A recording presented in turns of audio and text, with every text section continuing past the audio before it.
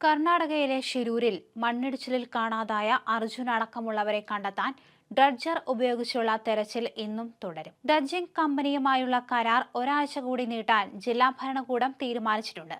നാവികസേനയും ഇന്ന് തെരച്ചിലിൽ പങ്കുചേരും. നേരത്തെ ഇവിടെ പരിശോധന നടത്തിയിരുന്ന കിക്പേ എന്ന സ്വകാര്യ കമ്പനിയുടെ പ്രതിനിധി റിട്ടയർഡ് മേജർ ജനറൽ ഇന്ദ്രബാലനും ഇന്ന് സ്ഥലത്തെത്തുന്നുണ്ട്.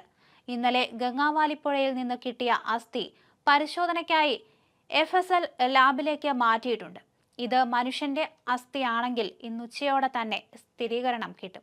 അങ്ങനെയെങ്കിൽ ഇത് DNA പരിശോധനയ്ക്ക് അയക്കും. ഗംഗാവാലിപ്പുഴയിൽ നിന്ന് വീണ്ടും ലോഹഭാഗങ്ങൾ കണ്ടെത്തിയിരുന്നു. എഞ്ചിന്റെ റേഡിയേറ്റർ തണുപ്പിക്കുന്ന കൂളർ ഫാൻ, ഹൈഡ്രോളിക് ജാക്കി എന്നിവയാണ് കണ്ടെടുത്തത്. ഇതുകൂടാതെ ഒരു സ്കൂട്ടറിന്റെ ഭാഗവും അർജുന്റെ ലോറിയിൽ ഉണ്ടായിരുന്ന കൂടുതൽ മരത്തടികളും മറ്റു ചില വസ്തുക്കളും കണ്ടെത്തിയവയിൽ ഉൾപ്പെടും.